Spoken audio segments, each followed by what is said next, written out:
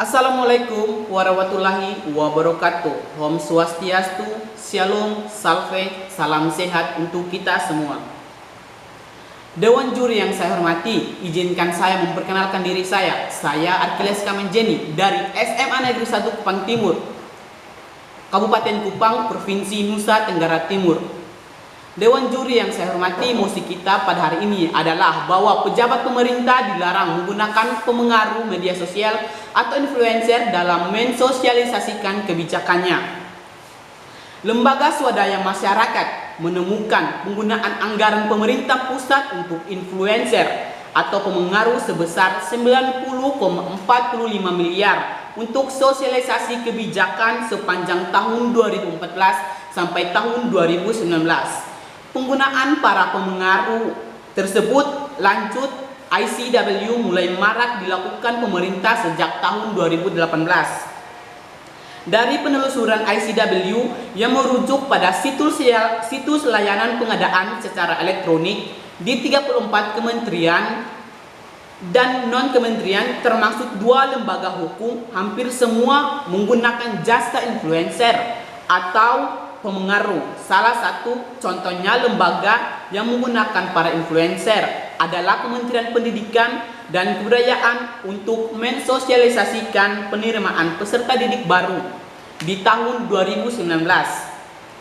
Atas temuan ini, Egy Primayoga dari ICW mempertanyakan peran kehumasan pemerintah. Jadi tidak berguna lagi fungsi peran kehumasan. Namun pihak istana menyatakan influencer merupakan pelengkap jubir dan humas pemerintah karena mampu menyentuh akar rumput dengan bahasa yang mudah dicerna. Sementara seorang pengamat kebijakan publik mengatakan tidak apa-apa buang duit, tapi dievaluasi tidak efektivitasnya. Pada Februari lalu, Menteri Koordinasi Bidang Perekonomian Airlangga Hartarto menyatakan pemerintah bakal meluncurkan dana sebesar 72 miliar dari anggaran pendapatan dan belanja negara atau APBN tahun 2020 untuk influencer dalam rangka mempromosikan sektor pariwisata saat lesunya kunjungan turis imbas virus corona. Dewan juri yang saya hormati, para influencer media sosial saat ini memiliki peran krusial karena eksistensinya memberikan dampak yang luar biasa bagi masyarakat. Kuncinya terletak pada kekuatan pengikut mereka. Lazim mereka disebut follower atau subscriber. Suka atau tidak, influencer ini sepatutnya tak perlu dicurigai lagi.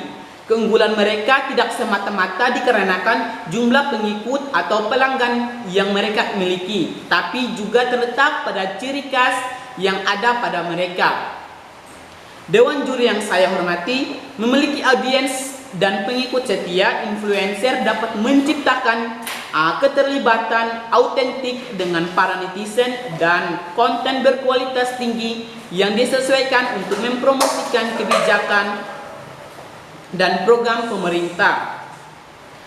Dewan juri yang saya hormati, saya mengatakan keterlibatan autentik karena berhubungan antara influencer dan para pengikut atau pelanggannya bersifat satu arah.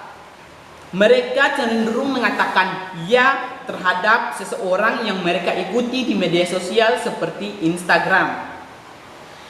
Dewan juri yang saya hormati, dengan transformasi perlahan tapi pasti, banyak orang menjadi netizen yang ditandai dengan bertambahnya jumlah para pengguna media sosial, penyampaian pesan, produk komersial atau program dan kebijakan pemerintah akan dengan mudah mencapai target ketika dilakukan lewat platform media sosial.